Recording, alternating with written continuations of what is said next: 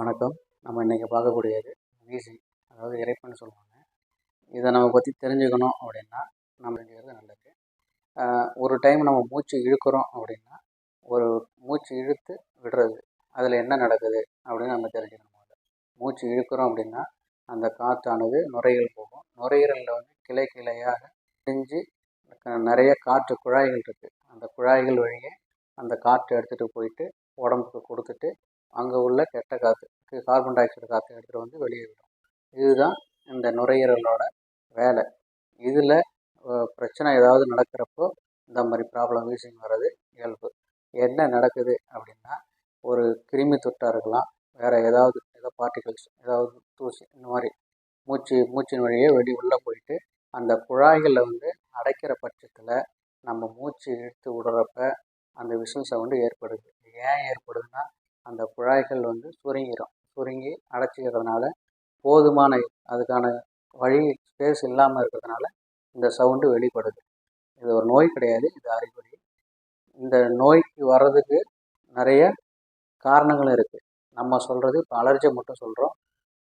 இதோட வீட்டு மருத்துவம் நம்ம வீட்டில் இருந்து அதை சரி பண்ண முடியுமா அப்படின்னா, ஆரம்ப காலகட்டத்தில் கண்டிப்பாக பண்ண முடியும். சளி ஆரம்ப காலகட்டத்தில் தும்மல், அடுக்கு தும்மல் இருக்குது, அடிக்கடி இருமல் இருக்குது அப்படின்னா வீட்டிலேயே உள்ள, ஏற்கனவே போன வீடியோவில் சொல்லியிருப்பேன், அதெல்லாம் ஃபாலோ பண்ணிக்கிங்க. இந்த வீசிங் வரும் பட்சத்தில், வீசிங் எப்படி வரும் அப்படின்னு கண்டறிய முடியும்னா, விசில் சவுண்டு மாதிரி வரும், யாரும் நெஞ்சு பிடிச்சி அழுத்துற மாதிரி இருக்கும், ரொம்ப இருக்க மாதிரி இருக்கும், ஒரு க்ளீனஸாகவே தூங்க முடியாது, வரட்டு இருமல் மாதிரி எப்போதும் இருமல் இருந்துகிட்டே இருக்கும் நைட்டு தூங்குறப்ப. இந்த மாதிரி அறிகுறிலாம் இருக்குன்னா நான் சொல்கிற இந்த வீட்டு வைத்தியத்தை வீட்டிலே பண்ணி பாருங்கள். கண்டிப்பாக பயனளிக்கும் விதமாக இருக்கும். என்ன பண்ணணும் அப்படின்னா, ஆடாதொடையில் ஒரு பொடி கையில் எடுத்துக்கங்க. அதை நல்லா க்ளீன் பண்ணிவிட்டு, அது நடுநரம்புன்னு சொல்லுவாங்க, அதை நீக்கிட்டு ஒரு பொடி ஆடாதொடை எடுத்து ஒரு பாத்திரத்தில் போட்டு ஒரு 3 கிளாஸ் தண்ணி விட்டு ஒரு கிளாஸாக வற்ற வச்சு காலையில் எழுந்திரிச்சு ஒரு 60 ml வீதம் டெய்லி காலையில் வெறும் வயிற்றில் பிடிச்சி வரும் பட்சத்தில் இது நல்லாவே பயனளிக்கும். ஆஸ்துமா பேஷண்ட்டு கூட ட்ரை பண்ணுங்கள். கண்டிப்பாக நல்ல ஒரு பயனாக இருக்கும். கண்டிப்பாக சரியாகும். உடற்பயிற்சி ரொம்ப அவசியம். உடற்பயிற்சி பண்ணுற பட்சத்தில் தான் முழுமையாக இதுலேருந்து வெளியே வர முடியும். மருத்துவம் முதல்ல எடுத்துக்கணும்.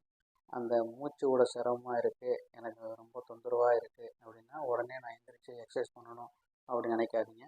மருந்து வந்து ஒரு 2 மாதம் 3 மாதம் எடுத்திங்கன்னா ஒரு 90% 90 விழுக்காடு சரியானதுக்கப்புறம் ஓரளவு நமக்கே தெரியும். அதுக்கப்புறம் நடைப்பயிற்சி அதிகமாக பண்ணுறது ரொம்ப நல்லது. எவ்வளோக்கு எவ்வளோ நடைப்பயிற்சி பண்ணுறோமோ அவ்வளோ அளவுக்கு அந்த லங்கோட கெப்பாசிட்டி நமக்கு அதிகமாகும்.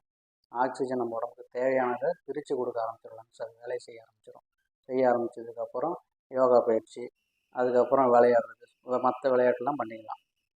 இதை நான் ஏன் சொல்கிறேன்னா, நிறையா 15லேருந்து 20 வயசுக்குள்ள பசங்களே இந்த மாதிரி ப்ராப்ளம் இருக்கிறத பயந்து ஒரே வீட்டில் உட்காந்துருக்குறாங்க. இது அவ்வளோ பெரிய விஷயம் கிடையாது. மருத்துவத்தை எடுத்துக்கிட்டு ஸ்போர்ட்ஸ் பண்ணுறப்போ இது முழுசாக இதுலேருந்து வெளியே வந்துடலாம். இந்த வீசிங் சின்ன வயசுலேருந்து குழந்தைங்களுக்கு வருது. சில பேர் என்னன்னா இதுக்காக நெபுலேஷன் டெய்லி கொடுத்துட்ருக்குறாங்க. அதை நம்மளால் கண் கூட பார்க்க முடியுது. அந்த மாதிரி ஒரு 10 ஆண்டு 15 ஆண்டு வருஷமாக ரெகுலராக நெல் பண்ணிக்கிறது, இன்ஜெக்ஷன் போட்டுக்கிறது, மாத்திரை எடுத்துக்கிறது, இந்த மாதிரி ஒரு சூழ்நிலை இருக்கிறாங்க. இவ்வளோ கஷ்டம் அதுக்கு தேவையில்லை.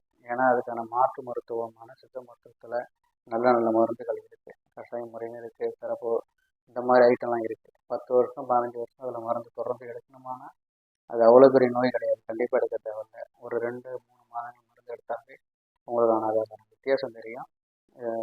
சில விஷயம் நாங்கள் சொல்கிறத ஃபாலோ பண்ணாலே போதும், முழுசாக அதுலேருந்து வெளியே வந்துடலாம். இது வந்து ரொம்ப நாள் வச்சுக்கிட்டு நம்ம கஷ்டப்படணும்னு ஒரு அவசியம் கிடையாது. என்னென்ன பண்ணக்கூடாதுன்னு தெரிஞ்சுக்கிங்க, என்னென்ன பண்ணணும்னு தெரிஞ்சுக்கிங்க, மருந்து எடுங்க, முழுசாக வெளியே வந்து குணமாகி சந்தோஷமாக இருங்க. நன்றி, வணக்கம்.